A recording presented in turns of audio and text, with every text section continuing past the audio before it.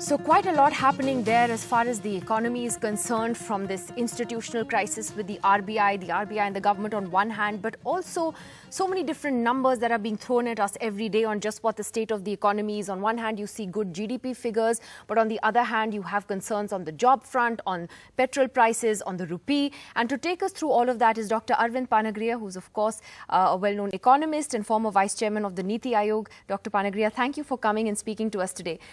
Can I first ask you on what has really consumed us in the last 48 hours or so, which has been this rift between the RBI and the government?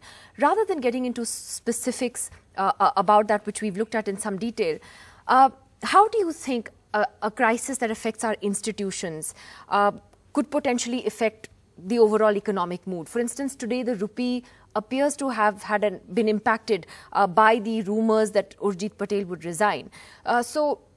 Is this essentially unhealthy for the economy? Look, there are differences that arise occasionally between the government and independent regulators. This is not something new, and particularly in the context of the RBI, this is something that we have seen before. There have been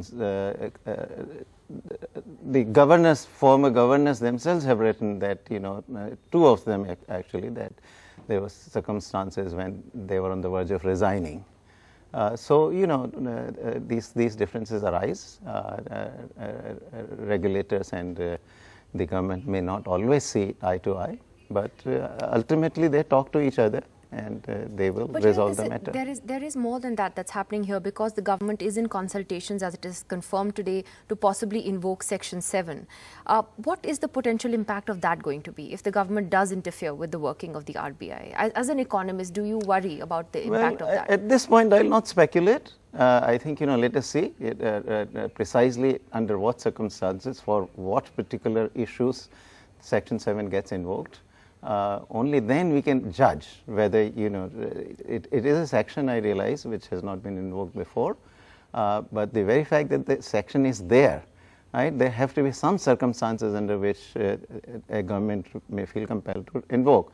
Whether those circumstances are legitimately right to be the ones under which it is invoked or not, I think we can only know after we know exactly what is the direction that the government gives to the bank and what are the issues. But do you believe that such a conflict, even if it has happened before and now it has been taken to a new level, does it not affect investor confidence also in India? I really think that, the press is overplaying this it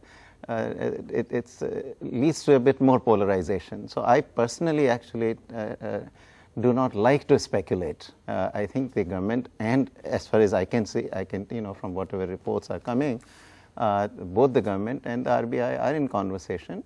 So I would. But the press is not speculating, sir. And if I may, Viral Acharya, the deputy governor, made a very strong speech last week, and he said governments that don't respect the central bank's independence will sooner or later incur the wrath of the financial markets. They will rue the day that they undermined an important regulatory institution.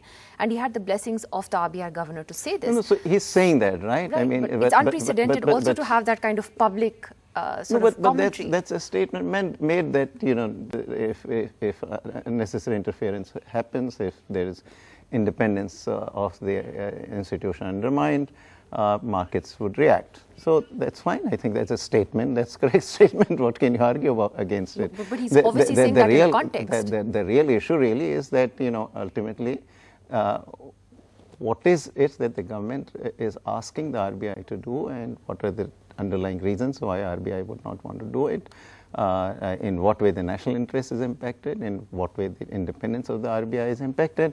I think we have to just wait and see. I mean, you can speculate all you wish. No, but isn't national interest or public interest, in quotes, a very sort of dangerous territory or a path to go down on when you have autonomous institutions like the RBI? Well, why do you think Section 7 is there in the Act? There's also a reason it's not been invoked ever. No, but why is it there? If something has never happened, doesn't mean it will not happen. It's only, everyone dies that we see, but someday somebody may live, for a very long time. But I mean, you don't think that Mr. Acharya would have made these comments without some foundation that the RBI felt that there was interference? He knows more than I do. So really, for me to speculate based on something that is very little spelled out is not right. I think media should not do it either. I think media, it's not very little. Media is really overplaying it to polarize the two sides. I think why should media do that? Not really, sir, because we are reporting what both sides are saying. You're not reporting, you're expressing opinions. No, we are reporting what both sides are saying. No. You're doing a lot more than reporting. Well, the media does express opinions also. Yeah, I mean, that's part of there's a difference, right? Yeah. So this is what Mr. Acharya said. Right, we had a finance ministry statement today. Both have been reported. I understand. Sure. I hear you. But it is not necessary, though, that we speculate without knowing the facts. I certainly don't do that. I mean, you're certainly free to do that, but I don't do that. We are going by the facts that are there in public domain, nothing more. But can I ask you, sir, then about, the state of the economy today? Certainly the GDP numbers have looked better in the last few quarters, but there are big concerns about oil prices, the weakening rupee, and the widening current account deficit. How should we look at where we are placed, given these sort of overall factors? I think there is, again, a lot of this pessimism around some of the things that you have stated. Personally, I don't see these as the weakness of the economy. These are all external factors that you point out, the oil price, as well as the weakening of the rupee is the result of the interest rate hike in the United States. As far as India's economy itself is concerned, I think it is in good shape. The fundamentals are strong. The growth rate for the last 4 quarters has continued to rise. Now it has crossed to 8%. Latest figure we have for the last quarter is 8.2%. So I personally think that now is oil price going to? So you can ask the question: is oil price going to tank the growth maybe at 1 percentage point? I personally don't think so. There was a period of 2003-04 to 2011-12 when the economy grew 8.2% on average, and there was a period during those years when oil price went higher than what it is today, but the economy managed, because ultimately when import needs arise because the oil price has gone up, import bill will rise, exports respond also. What about inflation? Can we keep that in check for long if oil prices continue to rise? Again, oil is only one of the components. The big item in our inflation basket or the consumption basket, which determines the inflation rate, is food. And I think food prices are well in check. And how does then one, look at, for instance, the concerns over job numbers? Now, again, there's no reliable data on unemployment figures. You have the CMIE, which has worrying statistics. It's a private body. You have some in the Prime Minister's Advisory Council depending upon EPFO data to tell us about job growth, alleged job growth. How do we look at then what the employment or unemployment situation is like? I have spoken a lot about this. The view I have expressed always is that, look, if you go by any of the surveys we have done, reliable surveys that we have done in the past, and there's one called the Employment and Employment Survey, which is a household survey, and therefore it covers everybody in the country through the sample, that is, not in a census sense, but everybody is represented in the survey.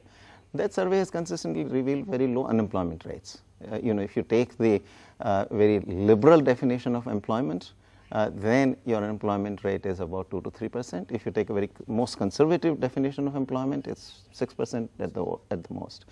I think what problem we have here is underemployment.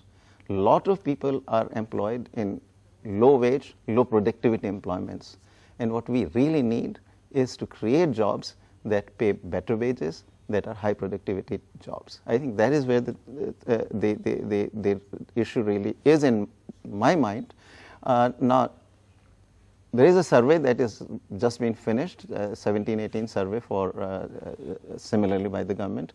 We'll wait and see what numbers come out. My own hunch is that the unemployment figures that this new survey will reveal will not be particularly different from what we have seen for 11-12, 4-5. Okay. But so the underemployment issue will remain. Well, overall, you are more optimistic about the economy in the short term and the long term. It's good to hear that. Dr. Panagariya, thank you for joining us on NDTV this evening. Thank you. That's it on the show this evening. We'll see you again tomorrow. Bye.